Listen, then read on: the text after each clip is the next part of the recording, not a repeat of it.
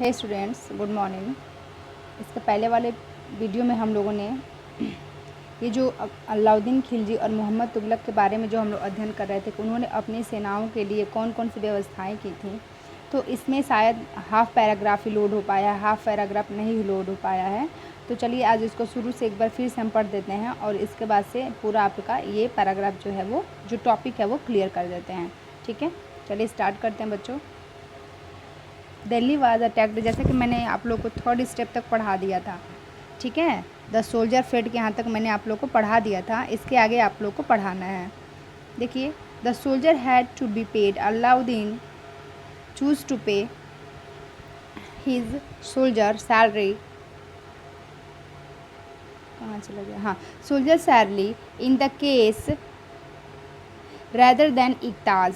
ये भी पैराग्राफ शायद हमने आप लोग को पढ़ा दिया था, लेकिन चलिए ठीक है, कोई बात नहीं, हम फिर से इसको पढ़ा दे रहे हैं एक बार। Iqtas, the soldier would buy their supplies from the merchant in Delhi and it was thus feared that merchants would raises their prices to stop these. Alauddin controlled the prices of the good in Delhi.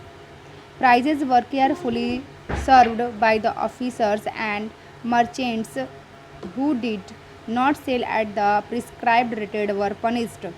देखिए, इसके पहले मैंने आप लोगों को बताया था, कल भी मैंने इसको बताया था आप लोगों को कि जो सैनिकों का वेतन था वो भी अलाउद्दीन खिलजी को देना पड़ता था। तो सैनिकों का वेतन अलाउद्दीन ने सैनिकों को इक्ता के स्थान पर नगद वेतन देना अब तय कर दिया था, नगद वेतन देना अब शुरू कर दिया था। सैनिक अपनी आवश्यकता की जो भी चीज़ें होती थी वो दिल्ली के व्यापारियों से खरीदते थे और यह आशंका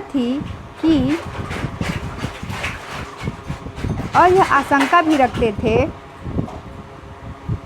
कि व्यापारी अपनी चीज़ों की कीमतें कहीं बढ़ा ना दे। यानी वो चीज़ें खरीदते तो थे व्यापारियों से, जो इनके सैनिक हुआ करते थे, अपनी ज़रूरत की चीज़ें, लेकिन इनके मन में एक डर भी बना रहता था कि कहीं ये व्यापारी जो हैं ये अपनी चीज़ों की कीमत न बढ़ा दे, और अगर कीमत बढ़ा देंगे तो हम लोग को ज़्यादा पैसे देने पड़ेंगे।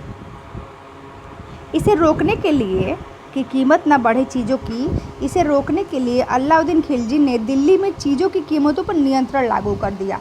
ठीक है, यानी कि जो भी चीज़ों की रकम है वो निश्चित रहेगी। ऐसा नहीं है कि आज आप 2 रुपये किलो बेच रहे हैं तो कल आप 50 रुपये किलो बेचेंगे। ठीक है, तो इस चीज़ों को नियंत्रण कर दिया गया। अफसर बड़ी सावधानी से, जो भी अलाउद्दीन के ऑफिसर्स होते थे वो बहुत ही सावधानीपूर्वक कीमतों का सर्वेक्षण करते थे, निरीक्षण करते थे कि कौन सी चीज़ कितने कीमत की बिक रही है। और जो व्यापारी निश्चित दरों का, जैसे हमने जो निश्चित कर दिया कि ये चीज़ इतने ही रुपए बिकेगी, तो जो व्यापारी इन दरों का उल्लंघन करता था उनको सज़ा भी मिलती थी। लेकिन मोहम्मद तुगलक में क्या था, मोहम्मद तुगलक भी अपने सैनिकों को नगद वेतन देता था, लेकिन कीमतों पर नियंत्रण करने की जगह उसने कुछ आज की कागजी मुद्रा की तरह टोकन सांकेतिक मुद्रा चलाई थी। ठीक है, ये सिक्के धातु के बने होते थे, लेकिन सोने चांदी के न होकर के सस्ती धातु के। ठीक है, जो सिक्के मोहम्मद तुगलक ने चलाया था वो टोकन था, वो सांकेतिक मुद्रा थी, और ये सोने चांदी के नहीं होते थे, ये धातु के बने होते थे। 14वीं सदी के लोगों को इस मुद्रा पर भरोसा नहीं था। वे बड़ो चतुर थे, अपने सोने चांदी के सिक्के के बचा कर रख लेते थे और अपने तमाम कर इस टोकन मुद्रा से ही चुकाते थे। इस सस्ती मुद्रा जैसी जाली सिक्के भी बड़ी आसानी से बनाए जा सकते थे। यानी तुगलक ने जो भी पैसा, उसने नगद तो नहीं दिया और न ही उसने क्या किया, बाजार व्यवस्था पर नियंत्रण किया, लेकिन तुगलक ने क्या कर दिया, एक टोकन बना दिया, मतलब सिक्के छाप दिए, वो भी किसी धातु के सिक्के छाप दिए, जिससे कि लोग उसी पैसे के लिए उसी सिक्के को चलाएं मार्केट में और उसी से वो क्या करें, व्यापार करें। लेकिन लोग भी इतने चालाक थे कि जो पहले से चले आ रहे सोने चांदी के सिक्के थे उनको छुपा करके रख लेते थे, और इसी टोकन से वो क्या करते थे, अपना जो कर होता था वो कर भी इसी टोकन से ही अदा करते थे। ठीक है, कर किसके पास जाता था, डायरेक्ट राजा के पास जाता था, सल्तनत के पास जाता था। Alauddin administrative measures were quite successful, and Chronicle praised his reason for its cheap price and efficient supplies of goods in the market. He successfully withstood the threat of the Mongol invasion। देखिए, अब अगर हम बात करें तो अलाउद्दीन के प्रशासनिक कदम जो भी थे वो काफ़ी सफल रहे, यानी उसने जो भी एडमिनिस्ट्रेटिव सिस्टम्स लगाए थे अपने समय में वो बिल्कुल सफल रहे थे।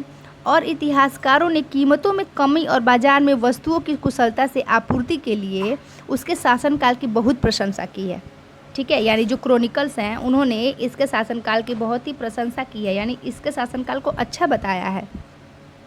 क्यों? क्योंकि इसने जो बाजार व्यवस्था पर जो नियंत्रण था उस पर नियंत्रण करके एक जीवन को आसान कर दिया था। मंगोल आक्रमणों के खतरों का भी उसने सफलतापूर्वक सामना किया था। किसने? अलाउद्दीन ने। लेकिन तुगलक ने क्या किया है? देखिए, मोहम्मद तुगलक एडमिनिस्ट्रेटिव मेजर वर अ फेल्योर। मोहम्मद तुगलक द्वारा उठाए गए प्रशासनिक कदम बेहद ही असफल रहे हैं। His campaigning into Kashmir was a disaster. अगर हम कश्मीर पर उसका आक्रमण देखें तो पूरी तरह से विफल रहा। जो उसने कश्मीर पर आक्रमण किया वो बिल्कुल पूरी तरह से क्या रहा? विफल रहा। He then gave up his plan to invade Traxonia and disbanded his large army. Meanwhile, his administrative measure created the complications. The shifting of the people of the Daulatabad was resented. The rises of the taxes and the famine in the Ganga-Yamuna belt led to Wispers rebellion, and finally the token currency had to be recalled। देखिए अब क्या होता है, जो कश्मीर पर इन्होंने आक्रमण किया वो तो विफल रहा। तब उसने तूफान जो ये तुरंत उसने क्या किया? तुरान पर हमला किया। कहाँ पे हमला करना चाहा? तुरान पे।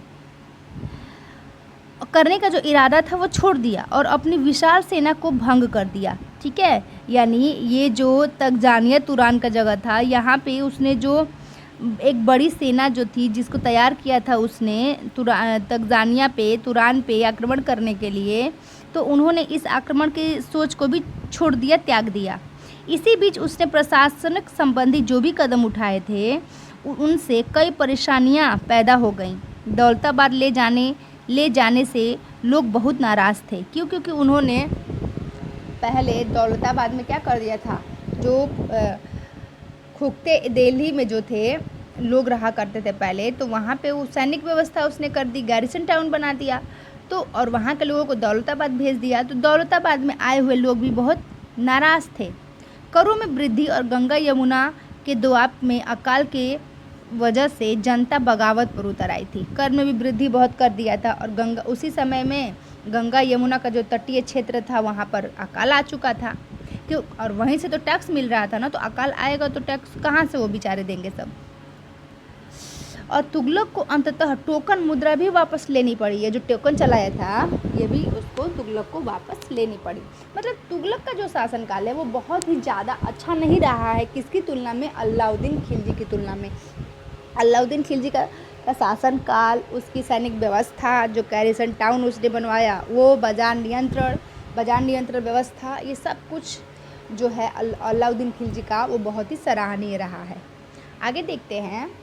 In this list of Muhammad Tughlaq failure, we something forget that for the first time in the history of the Sultanate, a Delhi Sultan planned a campaign of capture Mongol territory.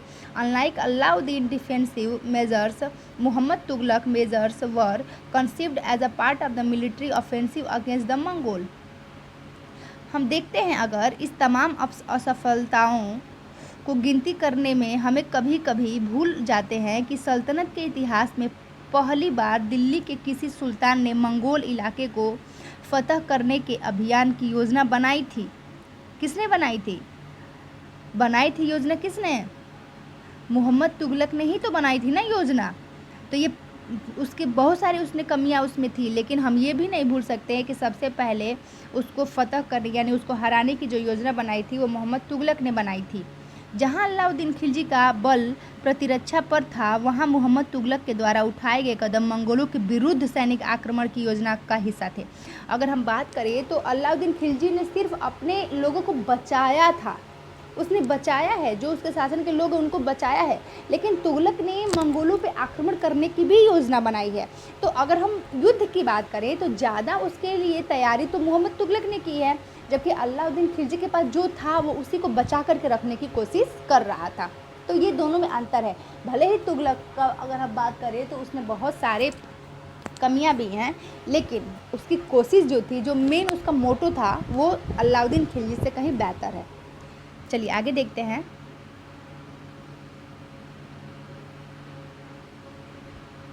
The sultanate in the 15 and the 16 century.